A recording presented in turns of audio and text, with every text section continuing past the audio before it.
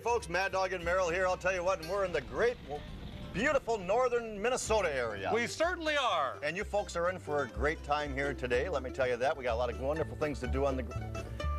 I don't know. I've got a little gas.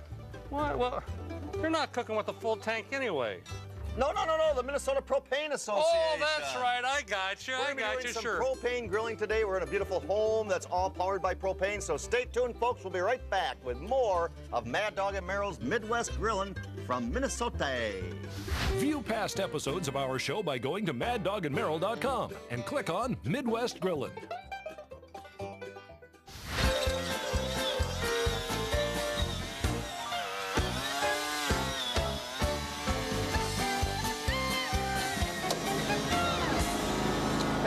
Welcome to Mad Dog. What's this noise back? Come on, Merrill, we got a show to do. Well, I'll tell you what, man. Mowing with propane, that's the way to go. I'm the mow man. Merrill, your zipper's up. Oh, that zipper. Oh, okay. I was worried. How are you doing? Well, we're going to see more about that lawnmower from LEIF a little bit later on. Yeah. But I'll tell you what, watch this, Merrill. What? See this stone? Yep. I just hit the Canadian border.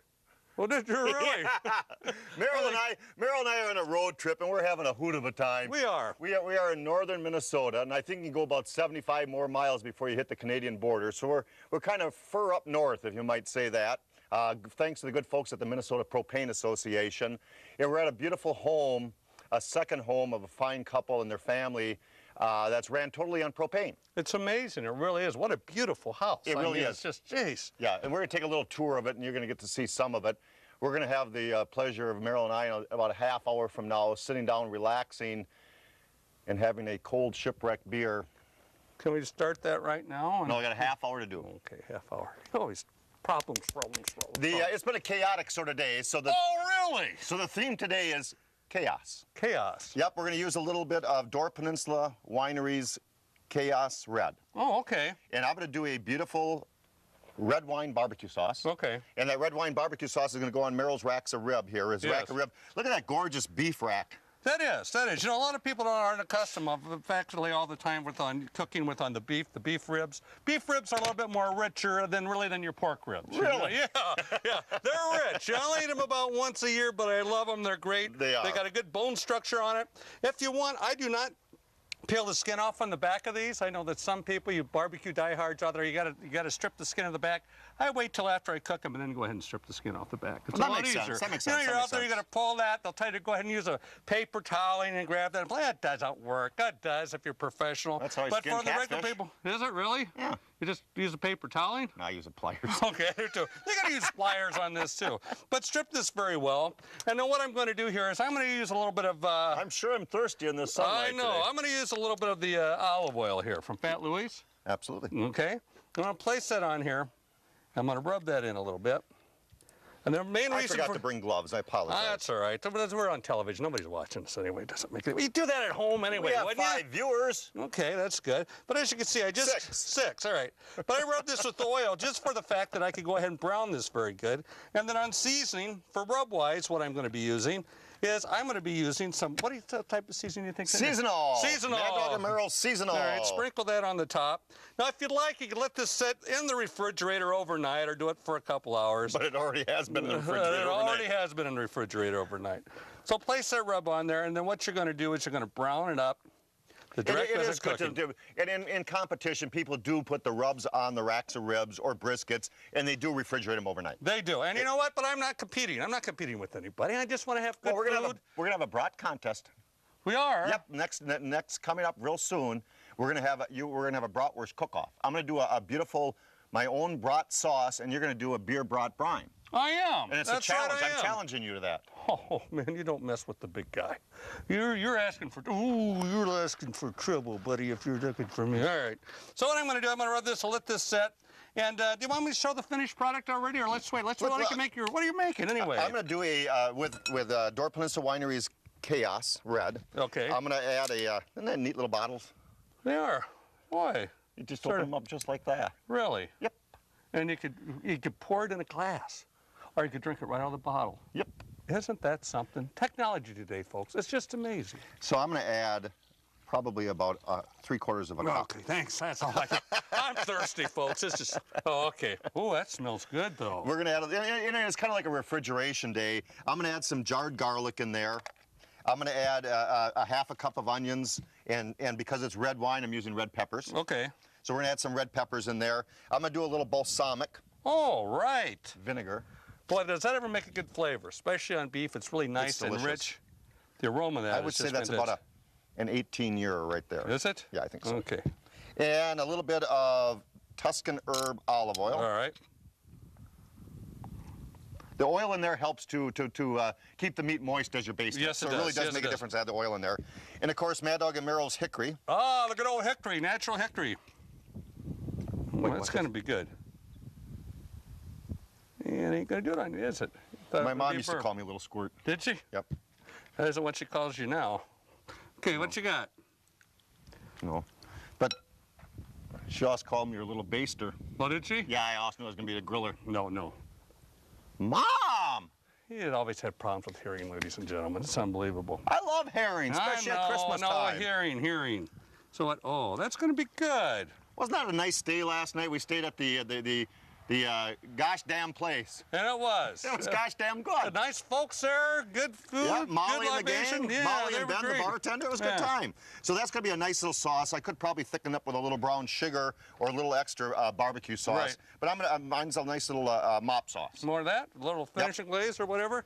Let's I take a hope look I'm at not one in of the way. finishing Let's products. look at this finished product. Now look No, at those ribs. it's gnarly. I Yeah. can say the word gnarly. It's gnarly looking, but that's the way that the beef ribs turn out, and they are rich, folks. You're not going to eat but about a couple little slivers. No, that's so for that sure. rack's going to feed 3 people. Yeah. And I'm just going to Cool. simply put them. Merrill's doing the ribs indirect method of cooking. Yes, I am, sir. You seared them off. Yeah, I want to brown these up first and then place them on the indirect method of cooking. I like going about an hour and 15 minutes on beef ribs, sometimes even a little bit longer. If you'd like, you could even wrap it up with aluminum foil, place them on the grill for about an hour and a half, and you're definitely all set for that. But I love the aroma. I love the aroma of the wine. Yep. The onions. It's going to be great. It's going to be tasty good. You know, soon we're talking about the Minnesota Propane Association. We have a lot of you're strong. that's a 40-pound tank. 40 pounds. Yep. Wow, this guy's big. It's not a 20-pound tank? Nope. Okay. 40. Wow. Tight and upright. Right. When Very you go important. to get the tank filled up and you transport tanks, they don't go in your trunk. They don't lie down in the car. They go tight and upright. You can put them on a seat belt if you want to. You can put them in the back seat, down below on the floorboard. Maybe pack a box or something or a cooler on both sides if you're going to transport them to the tailgate party or go get them filled up. It's tight and upright, and that's the safety tip for this segment.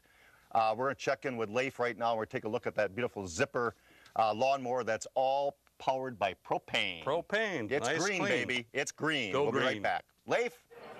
Thanks, Mad Dog. Zipper mowers made in Augusta, Kansas. This is a propane-powered lawn cutting machine. It's a 28-horse Kawasaki engine made in Missouri, and it's an American-made machine, top to bottom. This thing cuts 7.5, 8 hours on a tank full. It'll cut from fescue all the way to the field on the same deck and the same settings. From 3-inch fescue to 3-foot tall scrub in the field, one machine cuts it all, and it's a clean. If you have a comment or suggestion about today's show, contact us at maddogandmerrill.com. And don't forget to friend us on Facebook. Hey, Mad Dog, knock, knock. Who's there, Merrill? Gorilla. Gorilla who? Gorilla me up some food, please. Welcome back to Mad Dog and Merrill's Midwest Grilling. We're going to use some of our good friends. In 30 years of doing outdoor grilling, Merrill and I have realized the fact that some people break the mold. They do. And changes are good. Changes are good. You need to just take the bull by the horns and make some changes. Exactly right. And that's what our good friends at Go Dog Buns have done. And in a little bit, I'm going to show you how you can make your own brat sauce at home. That's delicious. And it has everything that's in a regular brat sauce that you normally put over the top and make a mess. You can put it in one mason jar and take it to a tailgate party. That's right. And no mess. And no mess at You're the party. a smart So we're going man. to use a little Go Dog Buns in just a little bit. Many thanks again to the Minnesota Propane Association.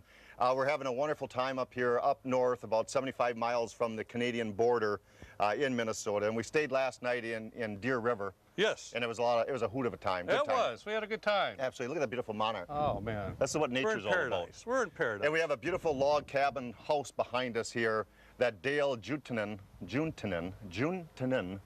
Dale. It's spelled good job. Juntanen.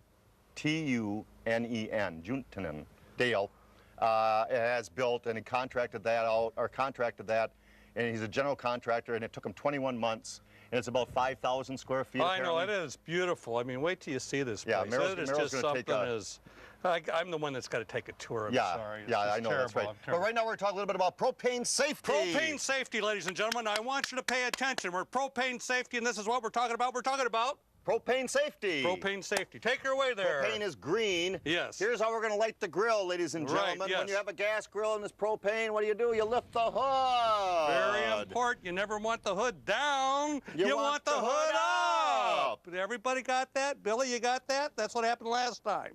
You got to leave the hood up. Then you're going to go ahead and make sure. Molly and Ben? Yeah. Make sure that you got the gas turned on the bottom here. Yep. And the knobs are turned off. Make sure that the knobs are turned off, right? Very important. And then what you're going to do is you're going to go ahead, turn on the burner, first burner, hit the button. That lights the first burner. Yep. Hit the second burner. Poof. That lights the second burner. And then the third. What if you only have 2 burners? Then you only light 2 burners. If you have 5 burners, you light 5 burners. How's that? Now, when you turn the grill off and you want to readjust the tank, or you want to move the tank, or you want to go refill it, make sure, and to turn the grill off, you always turn the knobs off first. Right. And then you can turn the gas off down below. And it's a good safety tip with kids around or kids in the neighborhood to make sure you always turn the off, to put this on close down below on your tank, so it's safe for the kids out there. It's very important. Even you adults out there, too. We worry about you sometimes, too. Yep. Make sure that the tank is turned off completely. Turn the burners off up here, and then go down the bottom, turn off the tank there, then you're all set for your next grilling experience. Merrill, I'm going to get rid of you. You got to take a tour. You tried 30 years, buddy, and it hasn't worked. Well, this time maybe you'll fall off the edge into the beautiful lake. Oh, I'll go. Merrill's going to take a little tour of the home and see how the propane runs why don't you start with the generator over that way? Over there? All right, I'll see you. See you, bye, folks. What are you going to do? I'm going to make a brat sauce. Oh, good. You go ahead and work. Yeah, you go check on the generator that's ran by nice propane. Talking to you, too. Also, the utility room Merrill's going to take a look at, and the hot water heater is Tom Russell's going to talk about that in a minute or two. And then, of course, he's got several other things that are run by propane that I can't read my scribbling. I can't read it, folks. So we're going to do a little bit of brat sauce instead, and I'll try to figure out what I wrote. I can't figure it out. Oh, the Viking range and the Sub-Zero refrigerator is in there, but that's run by electricity. So I've always wanted to do this. This is how you get your frustrations out, ladies and gentlemen. Because we're going to use the Go Dog buns, and not just because of that, I want to chop up some sauerkraut. I drained about 1.5 cups of sauerkraut, and I'm going to chop that up as fine as I possibly can. And we're going to add that to a bowl. So I'm going to add that chopped, drained sauerkraut to a bowl, because I love sauerkraut. People love sauerkraut on their brats. Diced up onions, because we want them to get into that Go Dog bun. There's pepper in there, so we're going to add some nice green pepper inside. And I'm trying to think of the ingredients that are in the bratwurst themselves. And I know a lot of brats have garlic and pepper, so we're going to add a little jarred garlic in there just for flavor. And then everybody loves the Dijon mustards, or you could use probably a yellow mustard if you want. So I'm going to add Dijon mustard in there. One more. And ketchup. And that's how you make your own brat sauce, ladies and gentlemen. And you can put this in a mason jar and take it to the game. Here, let me stir that up and I'll show you. In the old-fashioned days, remember the old hamburger relish we used to make with ketchup and pickle relish and mustard in there? And the old drive-ins used to serve the hamburger relish? This is a brat relish right here. This is absolutely delicious.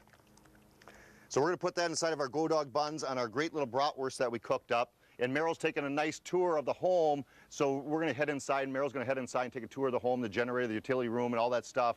So you folks too, and then we'll take a talk with Tom Russell, and he's going to talk about the hot water heaters. So I'll be right back. Merrill's going to be with you right now. You know what? This is where it all happens. I mean, this is what's great. We have a generator in here, all right? And this generator is powered by propane gas, a 1,000-gallon underground propane tank. In case the electricity would go out, within 5 seconds, bingo, you have electricity again. Propane is a great, safe, economical way to save, that is for sure. Look at that. It's just amazing what they've come up with nowadays. Now we're really cooking. I mean, this is the state-of-the-art propane Viking range. This is just amazing. Look at this utility room. It's got a boiler system. This is what actually heats the floors. The hot water is all generated right through here. The water is used completely all over the house, very efficiency. Another, again, I have to use the word state-of-the-art propane system. Now let's talk to somebody that really knows something about hot water systems. Tom Russell from RINNAI. This is the RINNAI continuous flow water heater. And what we mean by continuous flow is that the only time we ever heat water is when someone or something, let's say a faucet in the house, goes on, calls for hot water. Then this unit will come on to the amount of gas and use the amount of gas that it takes to heat that amount of hot water. Then when the shower stops, the unit goes off. It will not come back on again, not at all, until something or someone calls for water. Your standard hot water heater continually is on and off. When you're gone, when you're away at work, when you're filming this show, whatever you're doing, that water heater's coming on continually all day long. Not this. This is as green as you can get. It only uses the amount of fuel necessary. Mad Dog and Merrill. View past episodes of our show by going to maddogandmerrill.com and click on Midwest Grillin'. Welcome back to Mad Dog and Merrill's Midwest Grilling. We're having a great time up north, and we have a couple of thank yous. First of all, to our good folks at Go Dog Bun for breaking the mold. We do appreciate that. They did good on that. And many thanks to the owners of this beautiful cabin, Jim and Karen Welch. Never met them. I understand they're a great family. They got some wonderful kids, and for the hospitality of letting us use the house here. Brad over at North Star Co-op, we appreciate him for helping us out today, and the Minnesota Propane Association for making it all possible. Making us all happy and putting up with our tomfoolery. Yes, exactly right. We got a lot of tomfoolery to give out, but a lot of good recipes too. I'm going to show one thing before you get going on your recipe. One thing, just one thing, you promise. Here's the Go Dog Bun right here. Here's the hole in the Go Dog Bun. Here is the brat sauce that I made with ketchup and mustard and onions and garlic and peppers, and I said, oh, and sauerkraut. We can't forget the crisp kraut. Oh, I can't forget the crisp kraut. And all we're simply going to do is take our brat sauce, and I'm going to ladle in here. Layer it up right to the top. We're going to take our tongs, we're going to take a bratwurst, and all we're simply going to do is do the twist. Like we never twisted before, ladies and gentlemen. Like we did last summer. Do you remember that, folks? Let's and all twist we're simply going to do is take some big bites, but I want to show a cross-section. A cross-section? Yeah, I do. If you got a cutaway inside the house, I get to do a cutaway here. All right, all right. So we're simple, and this may or may not work, folks, so I apologize. It was our producer's Rod's idea. But look at that. But the cutaway of the bratwurst, here we go, right there. All the way through is the stuff. That was a stupid idea, Rod. Just want to let you know. Can I tell everybody, Rod, that was a stupid idea. Rod told us to do that. Here's a better idea. Here's a better idea. Wait. I love Go Dog buns. Do you? That's good. That's good. All right, bratwurst. Got a little bit of bratwurst action. Everybody has a different theory on how to do bratwurst. They certainly do, don't they? Yes, they do. This is my theory. This is how I like to do it, whether it's fresh brats or pre-cooked brats. Years ago, Mad Dog and I'd say we'd never grill any smoked brats pre-cooked. Well, things have changed. We do a lot of pre-cooked brats. Yes, we do. Just for the fact of the safety manner that they're already cooked. But if you're even doing fresh brats, you want to brown. No, they're just easier. Yes, they are. We're getting older, folks. We are getting much older. First of all, you got to brown your brats on a nice medium heat on your gas grill or the charcoal grill. Get them nice and brown. And then we take them off the grill and we place them in an 8.5 by 11-inch aluminum drip pan. And I happen to have the key to the trailer right here. Yeah, all right. And on that key is a can opener. Yeah, conveniently enough. Yes, very is. And I'm going to use a little porter. Yeah, I like it. And I do like using porter. I like using a dark beer. You can use any type of beer that you want, but it really adds, porter is a nice dark beer, adds some good flavors. And it's actually a shipwreck from the good folks up at Egg Harbor, Wisconsin. And it's good. So I use a whole bottle of beer in there. So next time you Minnesotans get up there, you can go to Egg Harbor. That's right, that's right. A little onion. Gotta have onion. One whole onion chopped up. And one whole pepper chopped up. Oh my goodness, I gotta open up the crisp kraut. Well, you gotta open it up for Now it does have a resealable to it, but we're gonna use it all, aren't we? Yeah, we are. And juice and all? I want the juice and all. Some people will drain it like, because this is fresh kraut. Very fresh kraut. And very good, so place that, and then I'm gonna stick it back on the grill. No, wait. We're gonna put some, that's right. We wanna do something different. You all gotta do something different. We're gonna throw jalapenos in here, you're gonna throw habaneros. I forgot we're on television. I forgot to add the tomatoes, I'm so sorry. Well, just because it's something different. It is something And then different. instead of the melted butter, we thought we'd use butter-flavored infused olive oil. Right. So we're gonna add just a little bit of butter-infused olive oil. And honest to goodness, folks, it taste like butter. And in fact, does. there's a portion of butter inside the oil. I don't know how they do it. I don't know how they do it. I don't know how they do it, but they do it.